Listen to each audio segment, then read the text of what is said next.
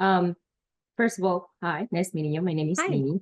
I'm actually a software engineer student. I'm doing a career change. So for the longest time, I had a, a managerial full industry job because I wanted to be a resident of Canada, and now I am. I'm applying for citizenship, actually. I had to do my test this week.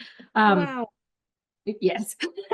The thing is that like I've been trying to migrate to the technology industries for the last 3 years. I took a course in digital marketing fundamentals and no code, and right now I actually able to build my own server and actually work with industry tools, which is very exciting. Um, what I wanted to ask is that specifically for graduates that are they don't have a prior coding background or any extracurricular activities that point into that, how is it possible to present ourselves properly to an employer, um, specifically about like our interest for the matter and that we're actually fairly experienced on what we're doing, that it's not really a matter of how much time we have in doing it for. Sure. Yeah. So this is a question I get all the time. Like, how do you, as someone who maybe is switching into an industry or seeking your first job in an industry, how do you showcase those skills if you haven't formally worked in that role before, right? And so a couple of ideas here. This is a great use of having some type of portfolio, and obviously, we can kind of put portfolio in air quotes where it would be different for a software engineer, software developer versus a designer versus a UX researcher versus a UX writer, et cetera. But some manner in which you can showcase your previous skills and experience. So maybe you have some type of GitHub or who knows what. So that would be thing number one. I think, especially if you're early in your career, that is really, really important. Second thing I think you could consider is, are there projects you've worked on in your education that, in lieu of that being a paying client, still show off your skills and experience? So maybe as you think through where there group projects, did you do any internship, apprenticeship, volunteer type stuff? Because all of that is still proof or examples of your skills. And then I'll leave it at three. So the third thing you might consider is, um, while you are searching for a job, are there opportunities to take on potentially paying freelance clients? There's so many platforms out there like Fiverr, and I'm forgetting the name of the other one that's super popular, but you've heard of them all, right? And so it may be worth taking on a few freelance clients, especially that gets you money, and it is giving you, quote, real world or real client experience if you want to add that in addition to projects that you worked on in your school. Does that give you some ideas of maybe things you're not doing right now that you could do?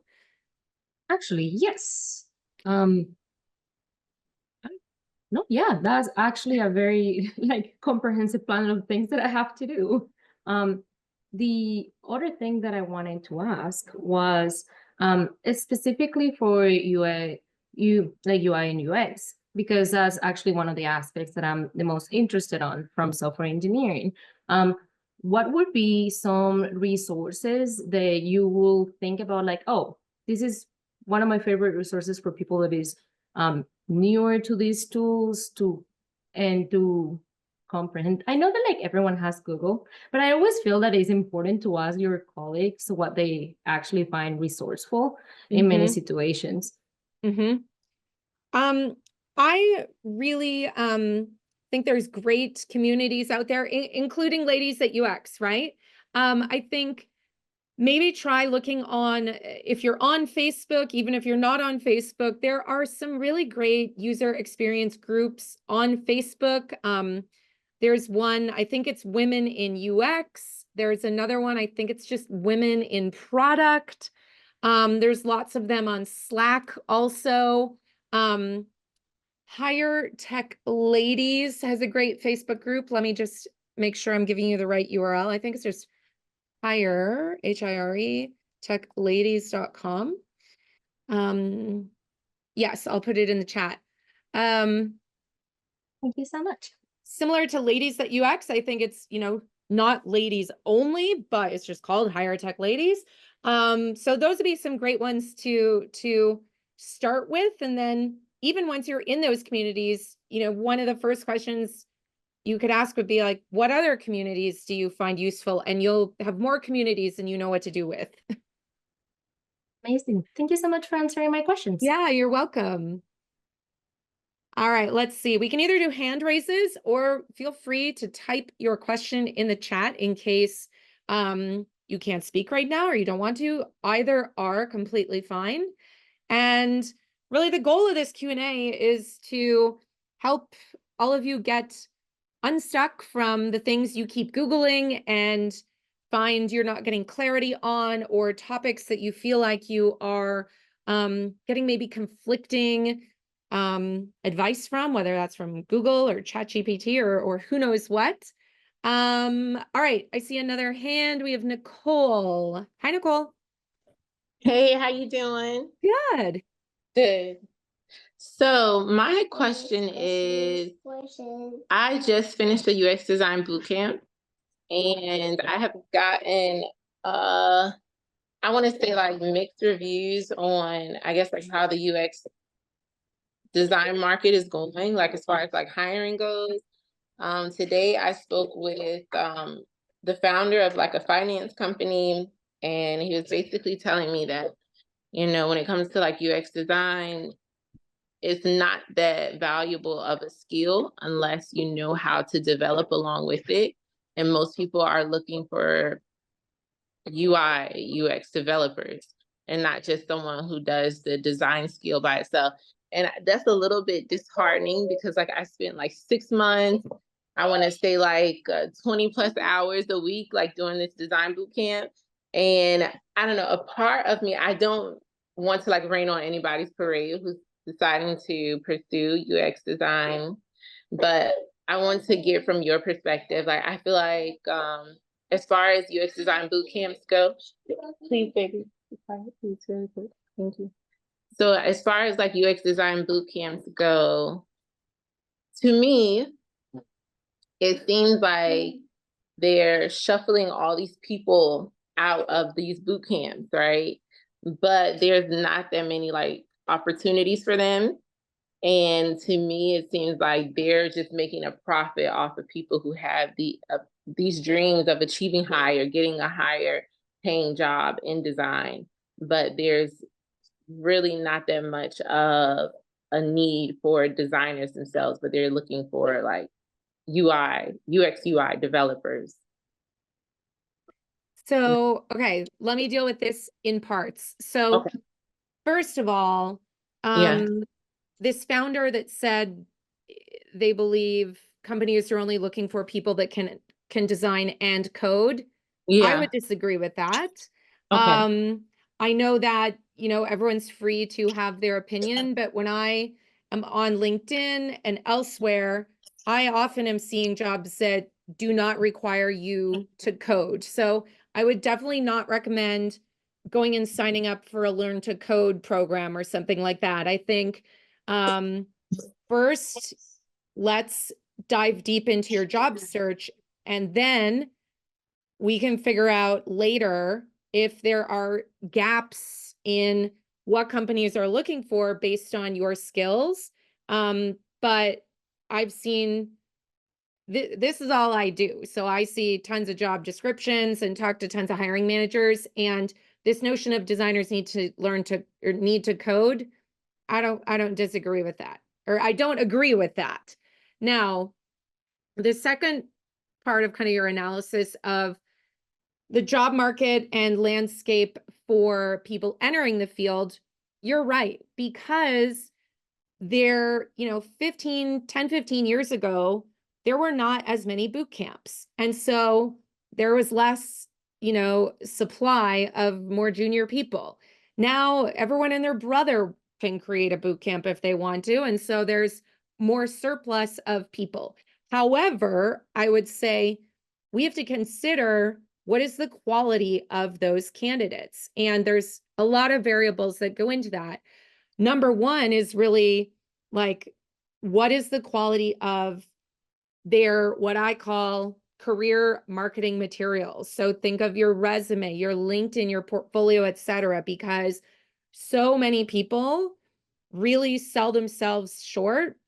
And as a result, have trouble getting hired because like the literal UX of their resume or their portfolio is not great. And that's why it takes them a really long time to get hired, or they just decide this is too hard, I'm going to ditch UX altogether. So I think you come this far and it sounds like you're very motivated. And really this last hurdle is let's apply everything you learned in your boot camp to now your portfolio, your resume, etc. And then the other thing I would say is I have personally gone through phases where I was hiring people on behalf of companies, and I had 200, 300, 400 applications. Now, of those, how many were like, how would we phrase this? Eligible for interviews, let's say? I would say like maybe 1/4, because so many people are not applying UX to their resume, portfolio, et cetera. So a couple of other ideas to just throw out here for you. If you were working in another field before this, let's say I see people as teachers, nurses, attorneys, finance, journalists, psychologists, so many.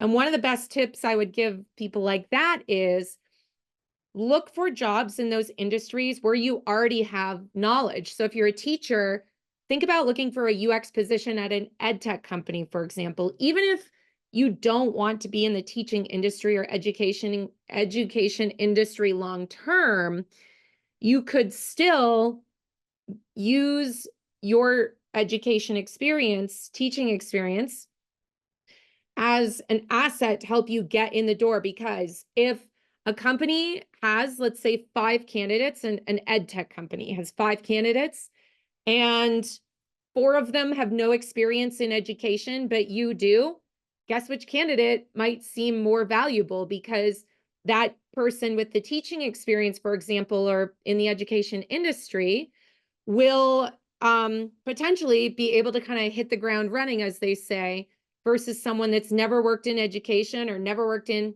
healthcare or whatever, could take longer to understand the ins and outs of that industry. Does that give you some ideas or things to think about as you hopefully move forward with your job search? Yeah, definitely.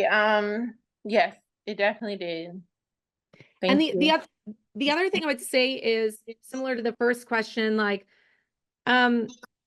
I know if you spend a lot of time on LinkedIn or social media, like it's very easy to kind of get caught up in all these kind of negative outlook type posts. At the same time, there are so many supportive communities of people who are out there willing to help. And so I would say really invest in communities, and instead of trying to belong to 20 communities, maybe choose like 3 you're going to really form relationships in and show up with, so that you don't spread yourself too thin. And then, just the very act of belonging to communities feels like a second job, Yes. Yeah, I know exactly what you mean. I guess so.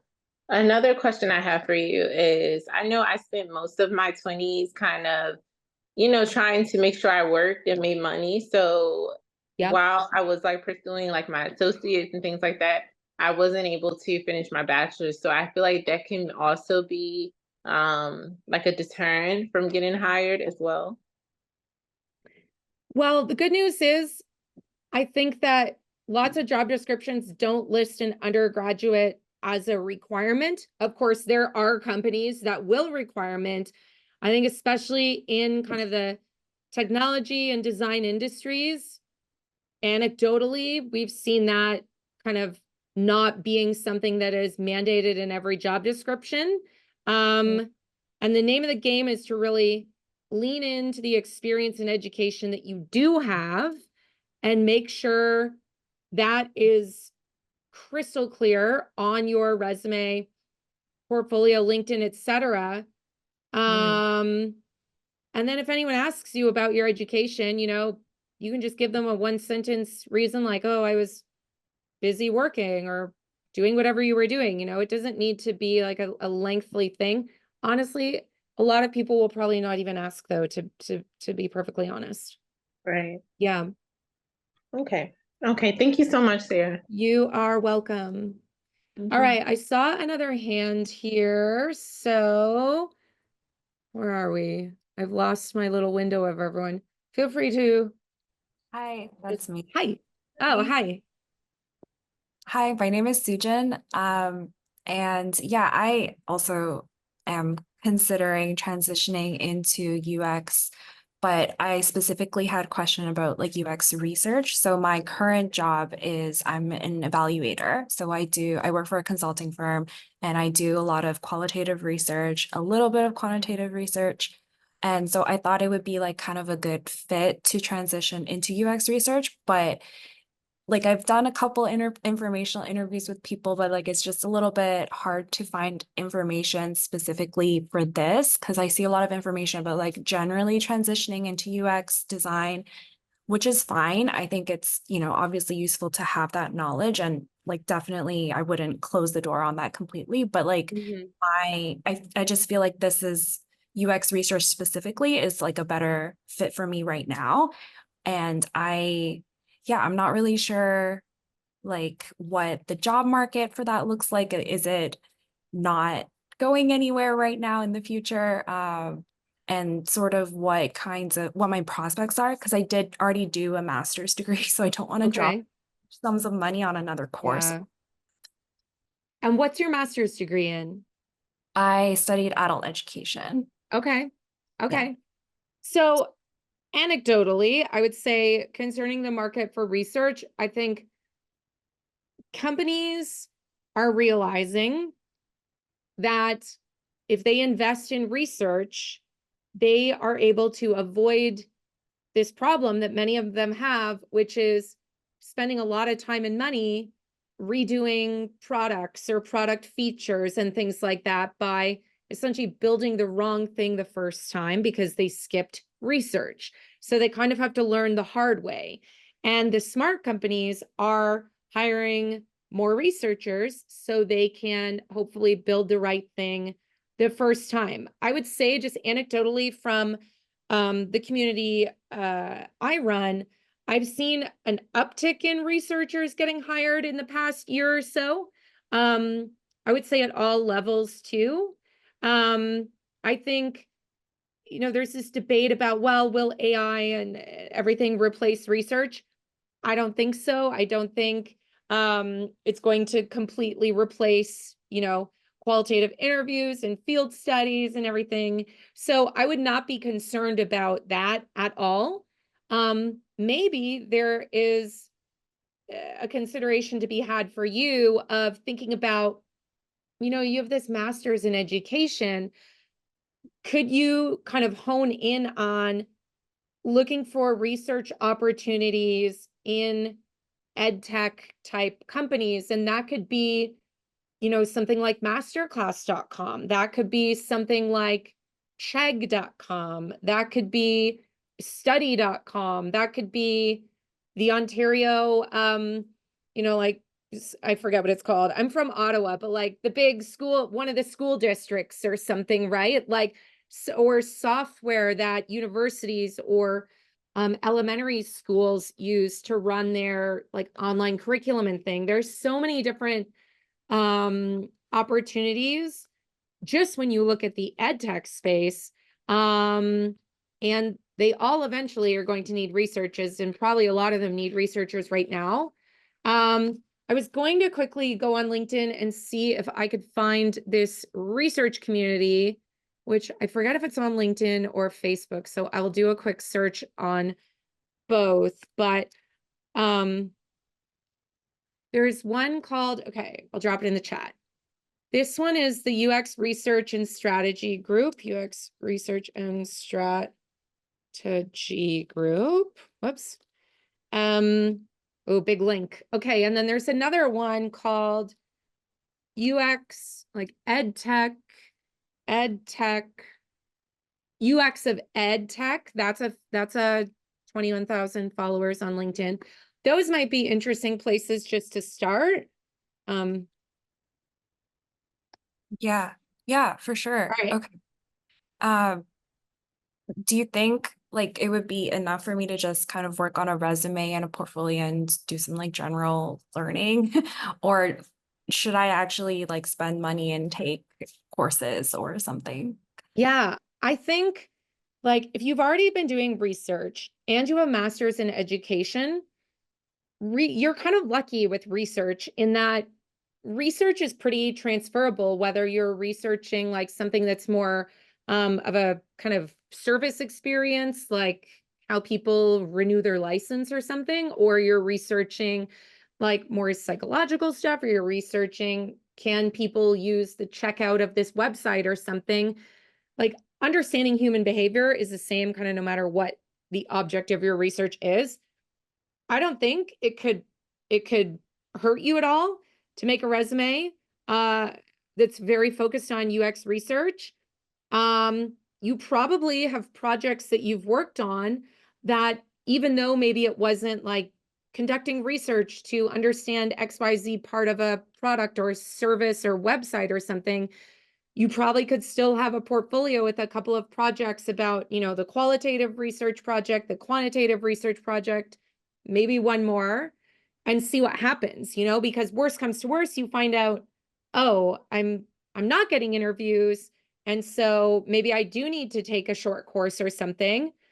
And then by the time you're finished with that short course, you've already got this updated resume and portfolio. But honestly, you might be surprised what happens just with your existing experience and framing it in a way that is targeted at more UX research jobs.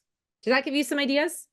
Yeah, that was very encouraging. Thank you. Awesome. Yeah, and those communities would be great for many other people, but yeah, those two are great ones to start with. Thanks. All right, I saw before I paste that, Lillian has a question. All right, in the chat. Yeah.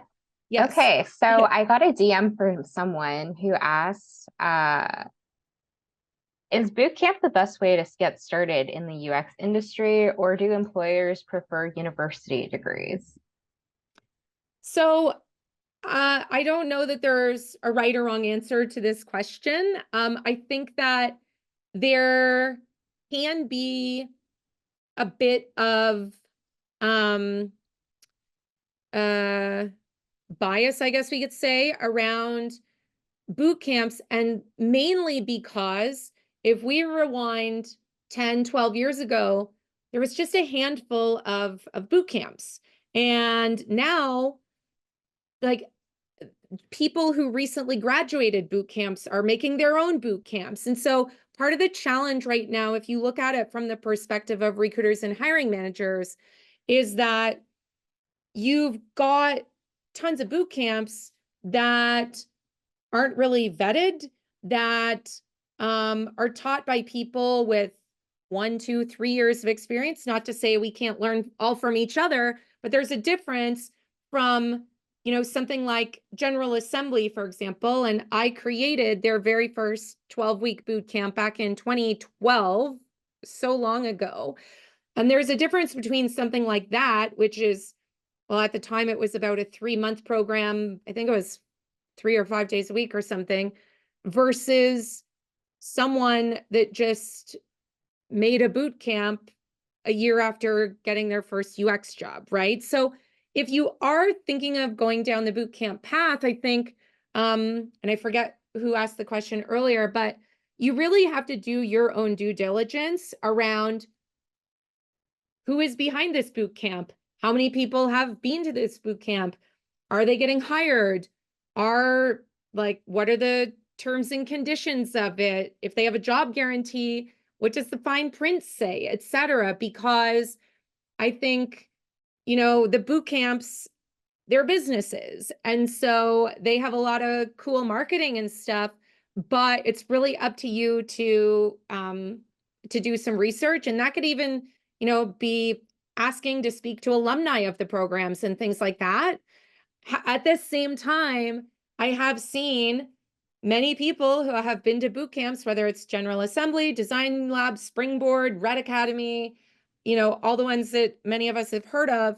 I've seen many people go to those programs and end up getting hired. So I think if you're going to go that route, one thing to just remember is they can give you the information, but it's up to you to do the work. And you get what you put into it, right? The same as a university program, right? You get out of a university program what you put into it. So you kind of have to approach both options with the same due diligence and dedication. But yeah, you definitely need to do your own research before you sign up for anything, to be honest. I know that wasn't an exact like yes, no, but it's one of those classic it depends situations. All right, let's see here. We have, okay, Nini said, what is a UX/UI project that really inspired me? Oh my goodness, that's a tough one. Let me think back, way back in the day. I mean, I'm not going to go back to when I was consulting. So my career has had a bunch of different chapters.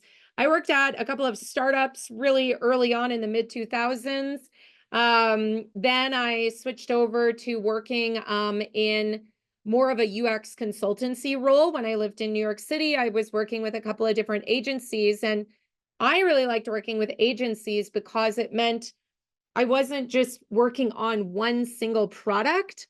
I was able to be exposed to many industries. So one month we might be working on a healthcare product. Another month it was a fashion product. Another month it was a sports product or a finance product or something like that. So if you are not married to working in a certain industry, taking a job at a UX agency or consultancy could be a great way to try out a lot of different industries and see if there's one that interests you, or if you're the type of person that maybe might get bored just working on like Amazon.com product pages or something, that could be fun.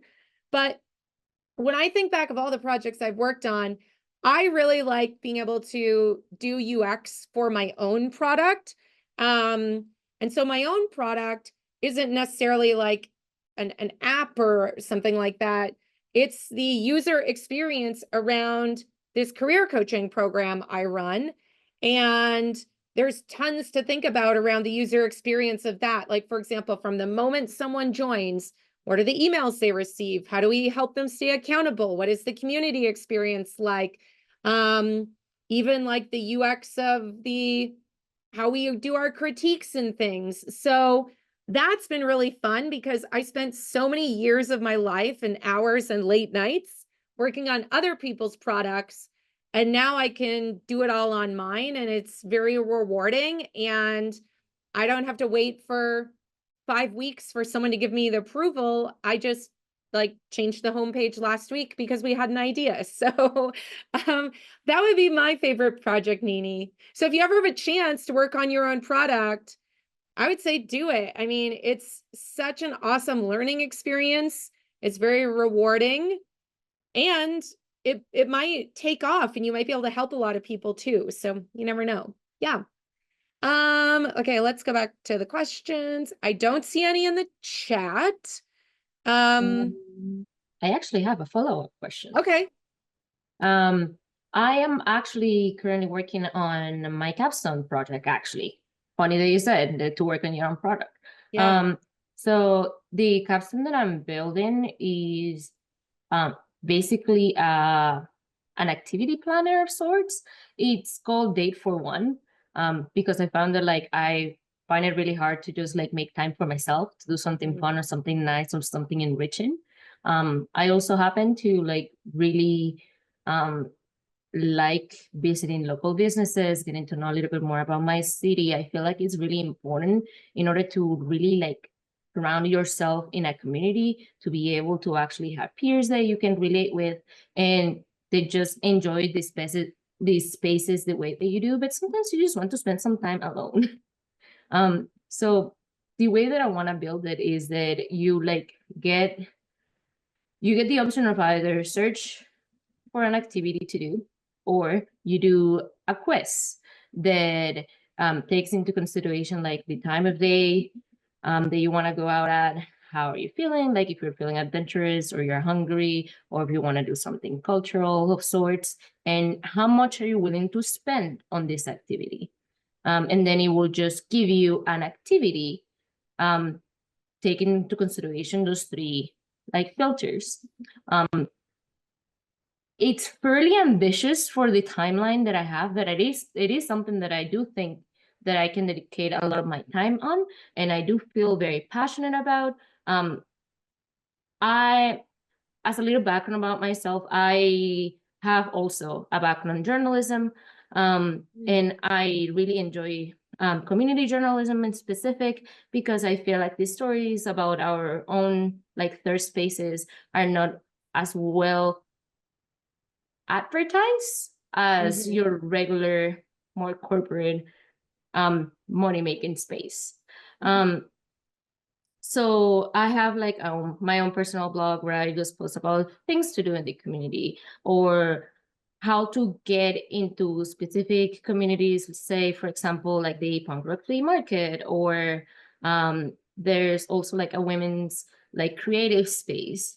So I do feel like those two things will go very well together, but I'm having a really big white spot of how any of that has to look like.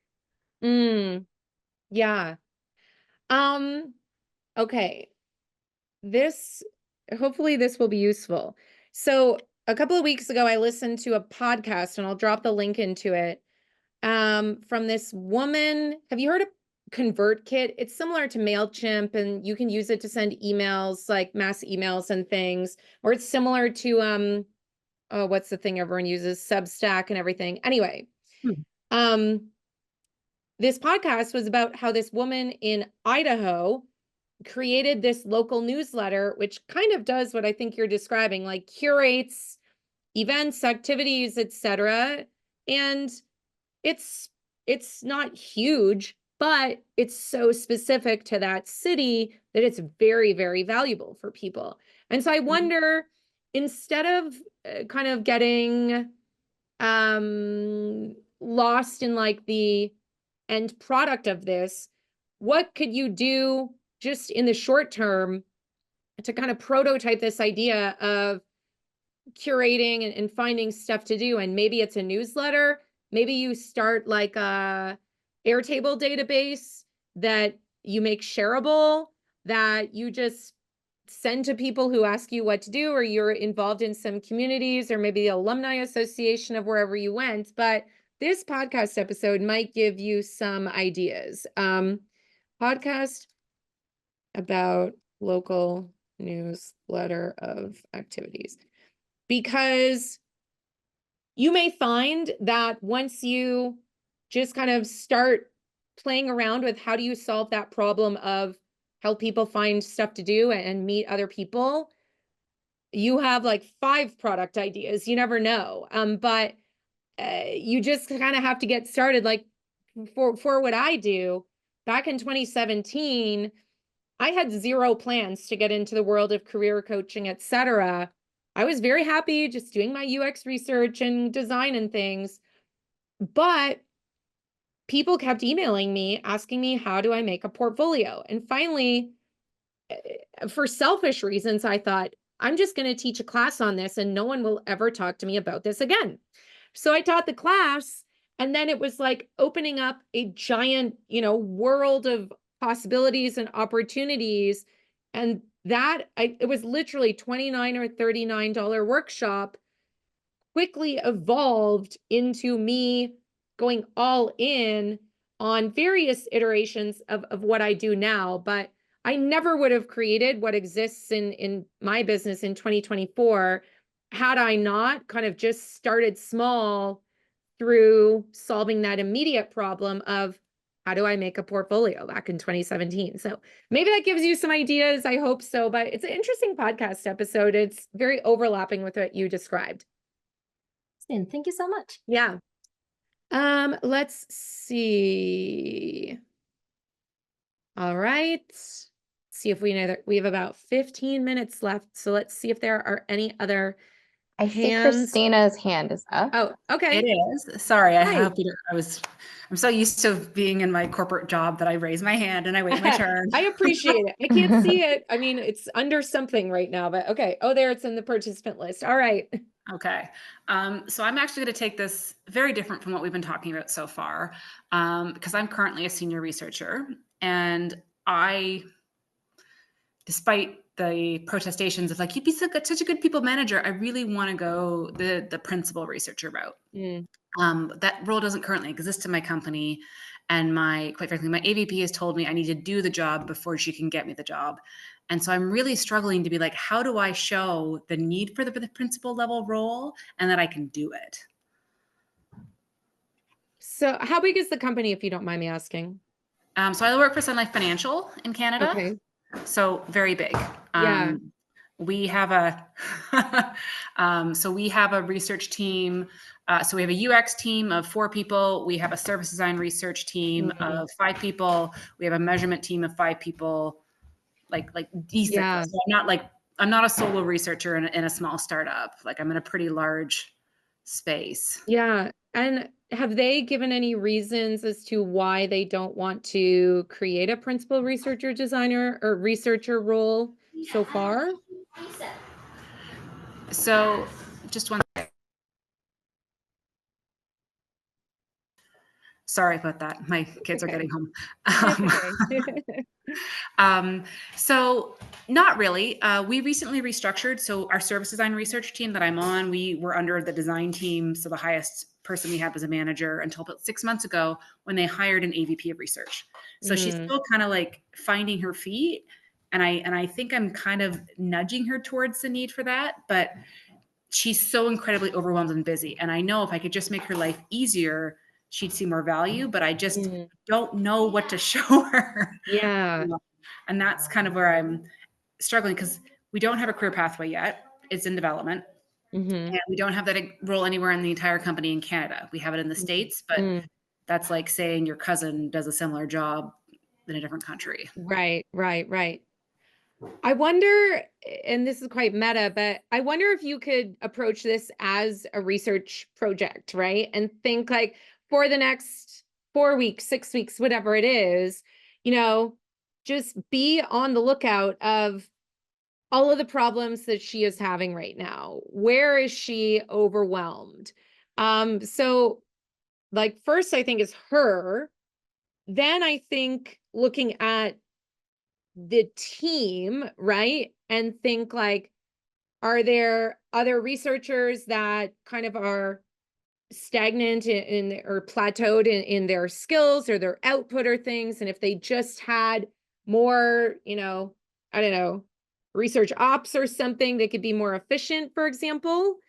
And then maybe if you zoom it out more to like the product organization or whatever you guys call it. And I would say really look for where is the organization or what are the consequences of not having a principal researcher role? Is it that they are wasting time, that they are going over budget, that there's a lot of rework for whatever reasons? And when you can really start to quantify things and say, well, last quarter when we launched XYZ feature, it went over budget or we had to redo these parts of the feature, et cetera, to really show the consequence of not having someone in that principal researcher position.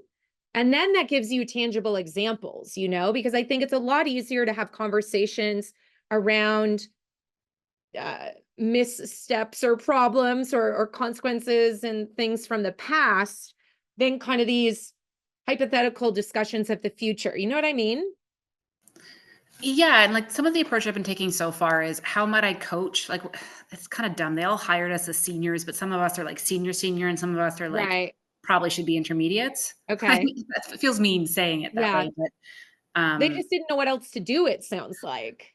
well, they were hiring in the tech space in 2022, Okay. and that's really just the excuse I give most of the time. Is Yeah. that like that's what they were doing, even for our service designers. Everyone came in as a senior, but like we had a new grad MBA as a senior, and I'm like, unless this dude was doing it for 5 years and then did the MBA, Right. how does that make sense? So now they're down to hiring like intermediates, which is I think good because that gives us more space. But Right. it's still also hard because all other researchers are my peers in terms of like technical level. But in proficiency, not always necessarily, or we don't always have the same skills and we could benefit from learning from each other because like we have a pretty massive toolkit across our individual teams, everything from like, deep dive, large scale discovery research to like tree testing. And so like my colleague probably can't do super deep dive discovery and I can't do a tree test. So how do we like potentially up our skills for each other? Right. Okay. And she's been in the role for just a couple of weeks or months, you said. 6 months. Yeah. Okay. Yeah. So she's just, in another 6 months, she'll know what she's doing. Oh Maybe. yeah. I have every hope, but it's very much how do I make her life easier if I don't even know how to make her life easier? Right. And to be fair, the analogy I often give is that I'm a placid lake in my work. Like I don't have issues. I don't ever have to pull in leadership. And I'm just surrounded by dumpster fires. So like it's hard to be seen when you're not problematic. Is there an opportunity? Do you have like a direct line to her? Do you have like a weekly or monthly or something with her? Monthly. Yeah, I have a monthly. Yeah, maybe at the next, have you expressed to her, like, what could I take off your plate or what, just. She's been doing a ton of hiring. We just filled 3 roles as well. Oh, wow. Yeah. So like, this is the thing, again, I'm the placid lake and there's dumpster fires. So like, it's hard to be seen. So I'm just also trying to be strategically, what can I aim to be doing since like things have settled, she's filled out her roles. And I know there's probably no great answers to this, but I think it's important to have this goal on your own career roadmap of I want to be a principal designer, and then recognize, context. It's so cliche, but like the context of this whole situation, there's so many dependencies here. And I think if you're just very mindful, every day, every week, every month, thinking to yourself, okay, where are the holes? What skills do I have that no one else has, et cetera, so that when the time comes to really pitch this or have a conversation about it, you're not needing to spend 3 weeks preparing for this. You have this ongoing kind of dossier of stuff that you have acquired. So you can really go into that with examples, insights, et cetera. That's, I think, how you should really approach it. Cool. Yeah, that's great. Thank you so much, Sarah. Yeah. It's just, again, I know a lot of people are trying to break into the field and I feel bad taking time about the No, already here and everyone. So thank you. Yeah. No, I every love question is welcome. Okay, I see a question. I see a hand from Emily. Yeah, I just want to interject. Yeah. Wanted to get to everyone's question and also want to be mindful of time. So we have a question from Dana in the chat, and then we'll get to Emily's question. Okay. But I think that's probably all we have enough for today. Okay, so let's do Dana's then. For someone closer to the end of their career than the beginning of it, hey, Dana, and now I just lost the name. Who was speaking before? You two should meet up. But anyway. So funny story, Dana and I actually work together. Oh my God. Okay. I didn't realize she was here. She's not my boss though, so don't worry. It's not like I was bad-mouthing anybody. Closer to the end than the beginning. You made the leap into leadership 2.5 years ago. I started my career as a technical writer, fell into UX for 15 years, and for the past 8 to 9 have been dedicated research roles. You lead a small team of researchers within the context of a broader research community in your org. Suggest resources for someone in your position to help you become a better leader. Yeah, I think if you scroll back up in the chat, I linked to that UX research and strategy group. They have a lot of, or they used to, I haven't checked in a couple of months probably, but they were quite diligent with their events. I think they were switching who was managing the events. I would start there. I would think about other research communities. I don't know if the mixed methods Slack community is still active. They were an awesome resource. What other research community? Hired tech ladies, that one I put in the chat, even though it sounds broad, they have, I think in their Facebook group, they have kind of smaller research groups within that community. And then I'm pretty sure if you, I hate to just say Google it, but if you Googled phrases like research ops communities or research leadership communities, I know they exist. I just don't have them off the top of my head, but I made a note that I need to make a list of them so I have them at hand for events like this. Let's see, what else? Oh, who to follow? Steve Portugal, he wrote Dollars to Donuts. I'll just put his name in. He would be a great person to follow if you don't already. He's written a few user research books. Excellent. Who else? I feel like there's someone else I'm forgetting. UX. I know there's a UX research podcast I have been on. Oh, User Interviews podcast could be really great. It's by User Interviews. I'll drop it there. They have a podcast. Let's see. Also, Reddit could be a great resource. Even if you're not active on Reddit, you could like make a burner account just to poke around the research subreddits. People get pretty long-winded over there, but it could be a great place to hear about other communities. Sometimes there's roundup posts of like, 20 best research communities or design communities or whatever. That could give you a good starting point. Let's see. Hopefully that gives you some ideas. But yeah, I think Googling like research ops communities, research ops conferences, that will then show you like who is speaking at those conferences, et cetera. And they will often be the leaders, right? And then you can go down the rabbit hole of following, them on their platforms, whether they have a newsletter or Twitter, LinkedIn, whatever it is. So Dana, I hope that gives you some ideas.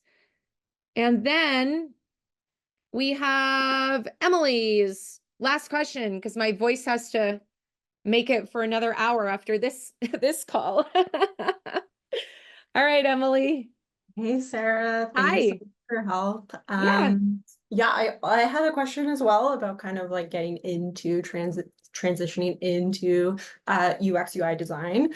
I'm an industrial designer. I went to school for industrial design, and although I focused on like physical product design, like I'm familiar with the design process. And the last 12 years I've been working in physical product design and making like custom architectural products. But now I think my next move is to really like transition into digital product design, being a product designer or a UX designer, and just wondering how I can leverage my skills as an industrial designer into those industries, and if I should like consider taking more education. Yep. I've definitely worked with a few architects and industrial designers who switched to user experience. So you're not the first one. I think you're right. So many people that get into UX focus on software, which is great, meaning like learning tools. Like I'm going to know Figma in and out. That's great.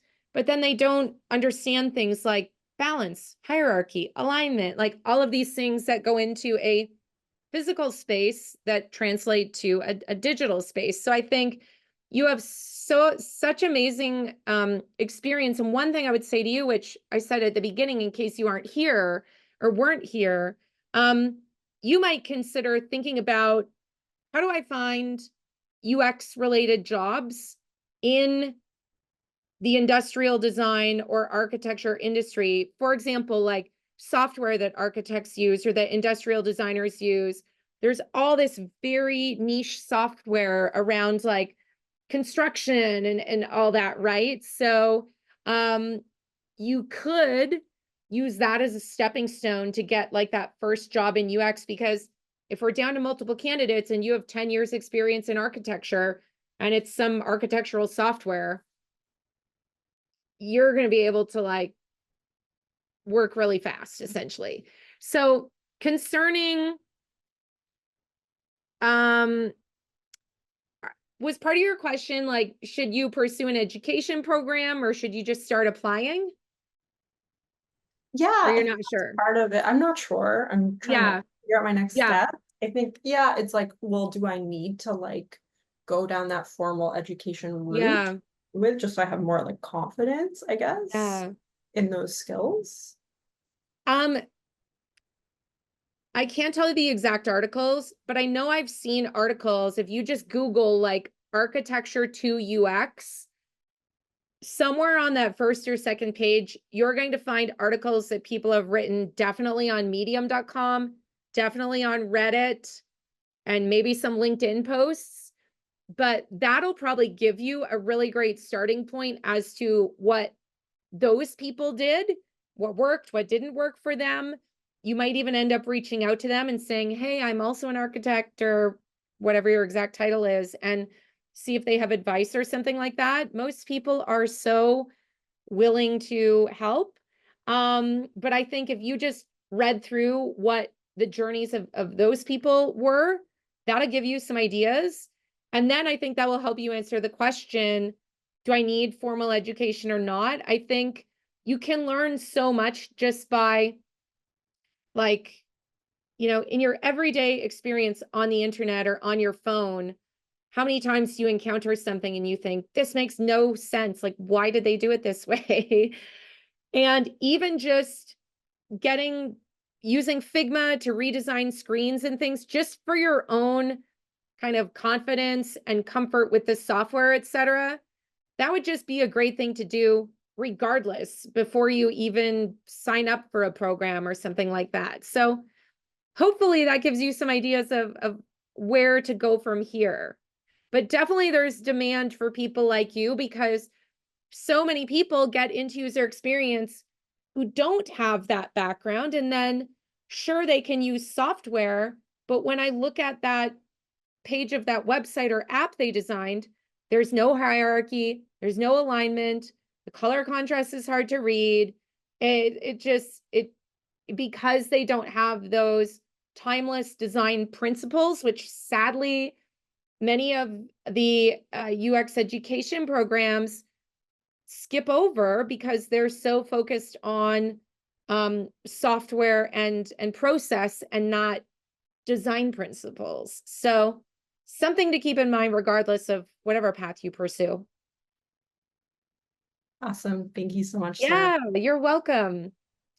All right, let's check the chat here, Lillian. I think that was great timing. 5:31. Awesome. Perfect. Right on the dot. So thank you so much for joining us today, Yeah, Sarah, thank for you. hosting this Q&A. I think we heard a lot of really wonderful insights, and I hope everyone had something to take away. I loved the variety. We heard from some people later in their careers and some people who are thinking of entering into the UX career stream. So I think, yeah, it was great.